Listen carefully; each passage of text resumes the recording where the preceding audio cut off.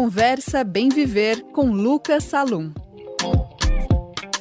Minha gente, nesse nosso dia a dia, nesse ir e vir da nossa vida cotidiana, quantas vezes a gente chega em algum lugar e dizem, pode colocar o teu dedinho aqui nesse leitor? Ou a gente vai entrar em algum lugar, numa academia, em qualquer lugar, tu pode olhar para essa câmera? Posso tirar uma foto? Quantas vezes que nossos dados sensíveis, essas coisas que só a gente tem, o nosso rosto, o nosso dedo, é entregue para sabe-se lá quem? Pensando em tudo isso, o IDEC, o Instituto de Defesa do Consumidor, lançou a campanha Quem Vê Cara Não Vê Permissão, para explicar melhor por que esses dados únicos, sensíveis, a gente precisa tratar com mais cuidado.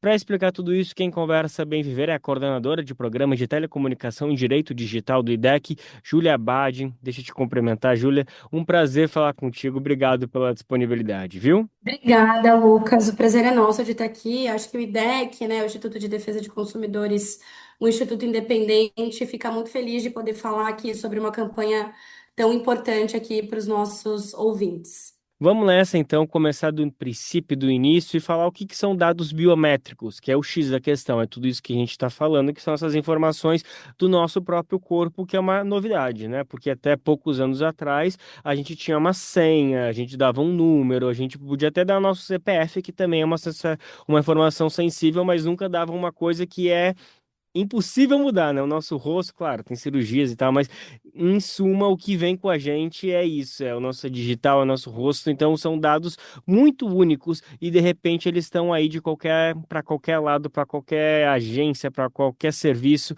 Então vai ser importante te ouvir explicando afinal o que são esses dados biométricos e por que eles são sensíveis e importantes. Eu acho que você já respondeu a pergunta, sim. Eu acho que são esses dados únicos, né, que nos difere de todos os outros. Por isso que desde quando a gente fazia o nosso registro geral RG, a gente colocava os nossos dedinhos ali, como você disse, para nos identificarmos. E hoje a gente tem identificações também com reconhecimento facial, que eu acho que é um dos principais usos hoje em dia, né, quando você vai entrar num condomínio, quando você vai entrar no estádio de futebol, quando você vai acessar um aplicativo de banco, por exemplo, eles te pedem esses dados numa suposta maior segurança, porque desse modo você poderia e pode provar que você é você mesmo. Mas eu acho que esse é o grande ponto. A gente não pode trocar como a gente troca uma senha e por isso o uso desses dados ele tem que acontecer de uma forma segura, de uma forma regulada, de uma forma que a gente possa, e a Agência Nacional de Proteção de Dados, a agência que cuida desses nossos dados, possa entender as reais necessidades disso. Porque se para você entrar num condomínio, em algumas vezes esses dados não precisariam ser usados. Você pode utilizar outras formas de entrar no seu condomínio, outras formas de utilizar um aplicativo de banco, porque a gente sabe que se esses dados vazarem, o seu rosto vai estar por aí, podendo ser utilizado para várias outras finalidades que não essas. E aí a gente entra no lugar de os perigos que a gente acaba correndo com a nossa própria identificação. Pois é, isso que assusta, né? Porque a gente sabe que esses vazamentos de dados acontecem com uma certa frequência, não só pelo noticiário, mas também porque a gente está vivendo a nossa vida e de repente vem alguma ligação que a gente não imaginava, que às vezes é um golpe, ou às vezes é realmente uma empresa querendo te vender um produto e conseguiu o teu telefone, sabe-se lá como, é justamente nesses vazamentos. Então, quais são os maiores riscos que a gente tem quando esses dados sensíveis, os dados biométricos começam a vazar? Se registram a minha foto, né, em algum local e essa imagem vaza, a pessoa vai conseguir acessar o meu banco? Qual que é o nível de perigo que a gente tem com esses tipos de vazamentos? Bom, a gente tem perigos desde o que você acabou de trazer, como vazamento de dados pessoais, uso para golpes. A gente tem também um ponto que já é conhecido quando a gente vai falar do reconhecimento facial, que é a discriminação algorítmica. O que que isso significa? O reconhecimento facial, às vezes, ele não funciona da forma como deveria funcionar quando a gente vai tratar de pessoas negras, de pessoas trans. É, porque ele falha, ele tem uma possibilidade de falha muito alta para esse grupo. Então, existe uma possibilidade, por exemplo, de casos que já acontecem, de imagina você, uma pessoa negra, não conseguir acessar o seu aplicativo de banco, porque ali ele não te reconhece, ele não reconhece o seu rosto como o rosto de uma pessoa, ou você não consegue entrar no seu condomínio. Existe essa possibilidade de um não acesso por uma falha desse reconhecimento facial. Então, por isso que o uso dele é tão grave. Então, para além de você mesmo não conseguir ter acesso, como acaba acontecendo em alguns aplicativos, esses dados podem ser utilizados para o cometimento de golpes, para cometimento de fraudes. Então, a gente acaba ficando muito, numa situação de muito risco com o uso desses dados à torto e à direito, como tem acontecido, quando ou muitas vezes quando não é necessário a gente usar dados tão sensíveis. E a gente pode dizer, achar uma razão fácil de explicar de por que que existe tantos esses erros, por que que esses determinados grupos, pessoas trans, pessoas negras, têm essa falta de reconhecimento, por que que o aplicativo não funciona direito com esses determinados públicos, essas populações? Bom, Lucas, a forma como é utilizado o reconhecimento facial é por inteligência artificial. Inteligência artificial é um aprendizado de máquina. O que acontece é que essas máquinas, elas vão refletir o que acontece na vida real. E a gente sabe que existe uma discriminação muito grande com pessoas negras, por exemplo, de que elas não são diferenciadas entre si. Então, existe um aglomerado dentro vamos dizer assim, dessas inteligências artificiais que não consegue diferenciar esse grupo. Então, por exemplo, a gente teve um estudo muito interessante, feito, se eu não me engano, nos Estados Unidos, em que eles colocaram os rostos de parlamentares ou ministros, se eu não me engano, dentro de uma inteligência artificial e ela reconheceu essas pessoas como pessoas que tinham cometido crimes. Por quê? Porque esses bancos de dados acabam interpretando pessoas negras como pessoas que estão cometendo crimes. Então, ao mesmo tempo que a gente tem algo que deveria ser um avanço, né? Ou seja, o uso da tecnologia para que a gente consiga ter mais segurança, a gente acaba tendo os mesmos erros que acontecem de forma analógica reproduzido nessas ferramentas. Eu nem vou citar exatamente qual é a cidade, qual que é o sistema aqui, para não abrir precedente, para ter que exigir um direito de resposta, mas tem uma grande cidade brasileira que usa um sistema de identificação numa câmera dessas inteligentes que fica por toda a cidade, identificando as pessoas. E aconteceu agora, recentemente, foi esse ano, mas algo que se acumulou desde o ano passado, que uma pessoa foi detida 4 vezes por engano, por ter sido, né, confundida, e daí aqui eu sou obrigado a botar aspas nesse confundida, porque depois de toda essa explicação a gente vê que não é mero acaso, não é, putz, que coincidência que, de novo, essa mesma pessoa negra foi erroneamente reconhecida como, no final das contas, ainda nem é assim, né? Uma pessoa, é um assaltante, ele foi confundido como um assaltante, a pessoa é só um trabalhador, não sei se é exatamente se era motoboy, enfim, mas é um caso que aqui eu não estou citando qual é o nome, mas certamente é quase uma regra quando a gente fala de pessoas negras especificamente, né, Júlia? Sim, e eu acho que é por isso que é importante, até para a gente continuar nosso papo, diferenciar o uso do setor privado do setor público. Então, esse caso que você trouxe é um caso do setor público, né? Da segurança pública utilizando o uso do reconhecimento facial. E para isso, o IDEC tem se posicionado pelo banimento, porque a gente sabe que os riscos, a gente está falando aqui de um caso de liberdade, da pessoa ser detida e possivelmente ser presa por um erro de uma máquina. Então, nesse caso, a gente está falando de banimento, porque as regulamentações que já existem da Lei de Proteção de Dados, elas não se aplicam à segurança pública. Então, enquanto a gente não tiver uma regulamentação suficiente para que a gente confie no uso na segurança pública, ou seja, quando você anda na rua, as câmeras que estão te identificando, se elas forem da segurança pública, não existe uma regulamentação suficiente para que você tenha noção de quem está usando os seus dados, para que esses dados vão ser utilizados e até quando eles estão sendo guardados. E isso acaba acontecendo da mesma forma no setor privado, mas como a gente vai tratar de setor privado aqui, que é regido pela Lei de Proteção de Dados, a gente quer mais regulamentações. Porque no uso do setor privado, inclusive, a gente tem um ponto que é a busca pelo consentimento. Então, em dada medida, como eu vou explicar isso para vocês? Quando vocês estão andando na rua, não tem como o Estado pedir o consentimento de vocês para gravar vocês com as câmeras que estão por todos os lados, pelas praças, pelos pontos de ônibus, pelas praias. Agora, no setor privado, sim. Ou seja, para um banco poder utilizar o seu reconhecimento facial, você vai colocar o seu rosto ali e fazer o seu consentimento. Então, nesses casos em que você pode dizer se você quer ou não, a gente busca a regulamentação. Ou seja, que isso seja feito da melhor maneira possível.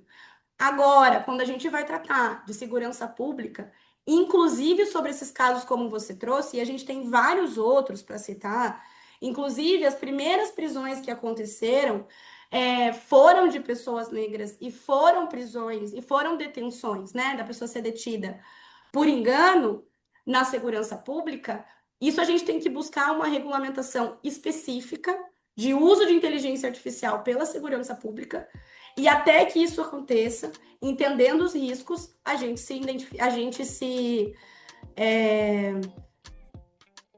se comunica e se posiciona pelo banimento. A gente pode dizer, então, que essas cidades que usam suas câmeras inteligentes para identificar as pessoas na rua estão agindo de forma ilegal. Dá para dizer nesses termos? Eu acho que não ilegalmente, mas porque é isso, né? Existe a possibilidade do uso, mas há necessidade de uma regulamentação específica. Quando a gente vai tratar da Lei de Proteção de Dados no artigo 4º, ela vai dizer que para uso específico para reconhecimento facial, aquela lei não funciona e é preciso que haja uma lei específica. Então, o que a gente busca é que essas leis específicas, elas se preocupem com todos os pontos que a gente trouxe aqui, não só de liberdade, não só de privacidade, mas principalmente de liberdade. E as leis que acabam sendo, cada município ou cada estado faz a sua própria lei, elas se mostram insuficientes para ter essa segurança que o cidadão precisa para não ser identificado por engano ou ter os seus dados coletados diariamente sem que ele saiba ou sem que esse consentimento seja requerido, né, sem que haja a identificação desse consentimento, mas também que haja a proteção desses princípios da liberdade, da privacidade, como deve acontecer. Certo, mas só para exemplificar casos aqui para todo mundo que está nos ouvindo entender bem o que está acontecendo. No caso da Lei Geral dos Esportes, que tornou o reconhecimento facial obrigatório em estádios de futebol com acho que mais de 20 mil, assim, alguma dimensão. Nesse caso, existe uma regulamentação já. Nesse caso, existe uma regulamentação que prevê o uso de reconhecimento facial. E é nesse caso, por exemplo, dos estádios, que o IDEC busca uma pressão à ANPD para regulamentação. Ou seja, a lei vai dizer que há uma exigência de te usar reconhecimento facial. Agora, como esse reconhecimento facial vai acontecer, é preciso que haja uma regulamentação específica e que ela venha da agência para que a gente possa fazer a fiscalização. Então, ou seja, para a gente entender como está acontecendo o reconhecimento facial em cada um dos estádios e ter uma regra mínima para que todos eles sigam, é para isso que existe a campanha Quem Vê Cara Não Vê Permissão. Então, como a NPD vai fazer a partir de agora para que a gente tenha regras justas e que sirvam para todos, para que quando eu chegue no estádio e haja a coleta desse reconhecimento facial, eu possa fiscalizar e identificar se as regras estão sendo seguidas e não acabar seguindo a regra de cada estádio, por exemplo, que é o que acontece hoje. Pronto. Deixa eu trazer mais um exemplo aqui, então, porque é isso. Muitas vezes a gente tem o consentimento de que a gente vai entregar os nossos dados, seja no aplicativo do banco, ou sabe, quando tu vai numa consulta do dentista, e daí lá tem um prédio que para entrar no prédio, enfim, minimamente nesse caso a gente está concordando e aceitando, mas tem muitos, sei lá, motoboys, entregadores ou até Uber que vai entrar num condomínio para entregar o passageiro, ou pegar o passageiro e é obrigado a passar por uma catraca ali que a pessoa não, tu só pode entrar nesse condomínio se tu fizer o reconhecimento facial, tal, tal, tal. Nesses casos, de alguma maneira, esse trabalhador, trabalhadora pode dizer, não, eu não vou entregar meus dados dessa maneira, posso te dar o meu CPF, não sei, fazer outro registro, mas existe algum procedimento legal que impeça que a pessoa entregue dessa maneira, principalmente o reconhecimento facial? Sim, o que que a gente pode fazer? Lucas, vão existir casos em que você vai estar ali numa necessidade de fazer, por exemplo, ter acesso a um hospital ou ter acesso a uma consulta médica simples, em que você pense, bom, não posso deixar de ter a consulta.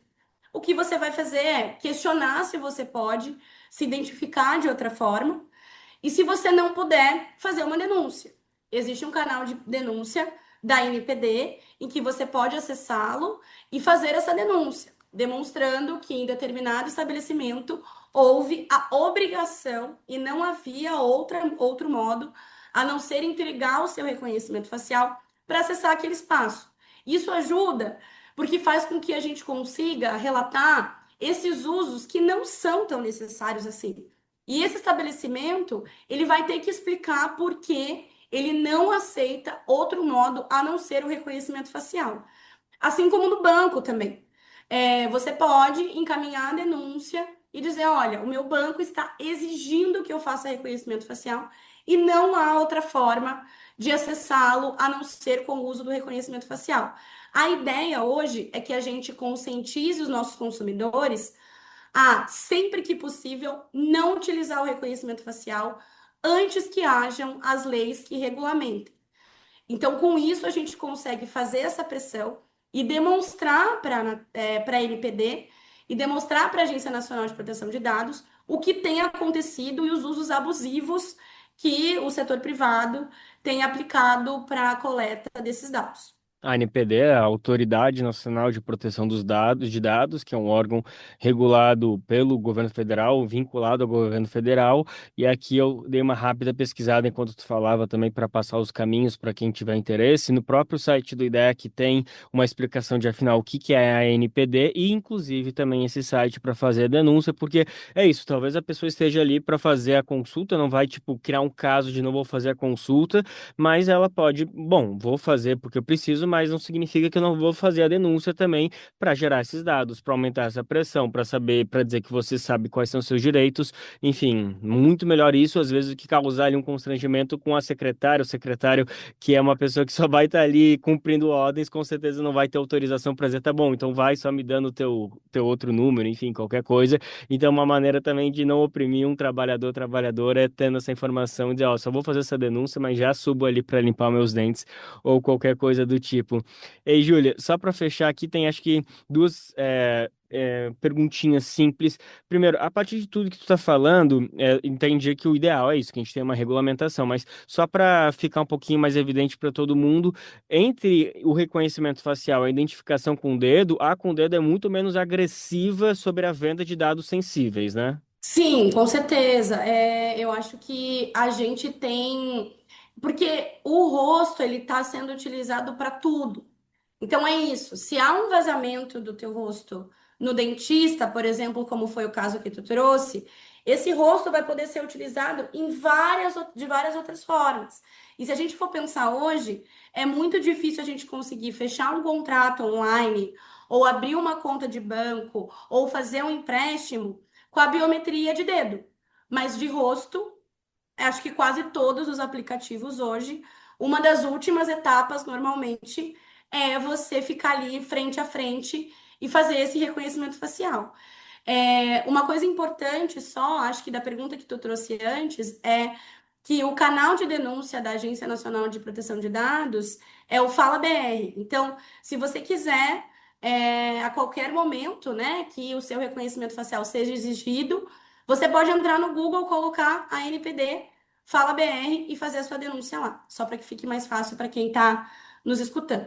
Ótimo. E agora sim, para encerrar, para colocar aquela cereja no bolo, na torta de climão que estão entregando para todo mundo, que estava super feliz, eu tô super seguro para fazer qualquer Pix, eu tenho que botar minha cara, olha só que seguro que é, mas enfim, né? Estamos mostrando que existe um interesse por trás e é justamente isso que eu queria encerrar, que existe todos esses problemas de termos uma tecnologia não devidamente regulamentada, mas também tem outro problema que eu queria te ouvir, o quão ele é grave, que a pergunta é, no final das contas, toda vez que a gente entrega o nosso rosto para qualquer tipo de aplicativo, no final das contas, o que a gente está fazendo é ajudando uma empresa, normalmente gringa, a desenvolver melhor a inteligência artificial de reconhecimento, de captura, para afinal, ou seja, no final das contas, a gente está treinando máquinas sem ganhar nada com isso, de alguma maneira, assim. Eu acho, Lucas, que é aquela velha história clássica do não existe almoço grátis, vamos dizer assim. Então, quando você está ali dando os teus dados de alguma forma para facilitar ou fazer com que aquilo seja é, mais fácil de ser transmitido ou de funcionar, a gente está perdendo alguma coisa ali. E eu acho que é o que a campanha está tentando. Quem vê rosto, não, quem vê cara não vê permissão. A campanha vai dizer que, gente, protejam os seus rostos. Ela está avançando e ela precisa de banco de dados para avançar. Eu acho que isso que o Lucas traz para a gente fechar é muito importante, porque é isso. O teu rosto ele está sendo utilizado o tempo todo. Então, quando a gente vai falar de setor privado, a gente precisa ser muito exigente em todas as vezes que a gente precisa colocar o nosso rosto. Porque é quase que automático hoje. Assim como a gente criava uma senha para qualquer coisa e a gente foi se acostumando a isso, a colocar o nosso telefone, a colocar o nosso endereço, a colocar o nosso CPF, que já são informações muito sensíveis e que a gente vê diversos vazamentos de dados graves, né, de pessoas que acabam tendo diversos prejuízos, agora a gente está colocando o nosso rosto como mais uma etapa. Só que agora é isso. Quando há um vazamento de dados, lembre, eles vão pedir para que você mude sua senha. O seu rosto você não vai conseguir mudar. E a inteligência artificial tem avançado cada vez mais. Então hoje a gente brinca de fazer como o nosso filho vai ser com o nosso rosto, ou de fazer um videozinho e os golpes estão aí. Então, se a pessoa tiver uma foto nítida do seu rosto ou um micro videozinho que foi captado para fazer um reconhecimento facial, ela pode se passar por você de diversas formas. Então, é isso. A gente precisa sempre estar muito atento, porque são dados muito sensíveis e que são dados que depois não podem ser trocados. Não tem almoço de graça, não tem reconhecimento, reconhecimento facial de graça também. Gente, essa foi Júlia Abad, ela que é coordenadora de programas de telecomunicação e direitos digitais do IDEC, Instituto de Defesa dos Consumidores, nos explicando a importância da gente ter mais atenção sobre para quem a gente entrega a beleza do nosso rosto, né? A gente gosta muito de ser fotografado por aí, mas olha, com essas câmeras cada vez mais inteligentes, tem sempre umas segundas intenções. Júlia, muito obrigado por esse papo. Foi ótimo esses avisos todos, viu? Obrigada eu, gente. Por favor, a gente já tem quase 1.000 assinaturas nesse pouquinho tempo que a campanha foi lançada, entendendo que são pessoas que estão preocupadas com a sua privacidade. Qualquer dúvida, entre em contato com a gente pelo site do IDEC.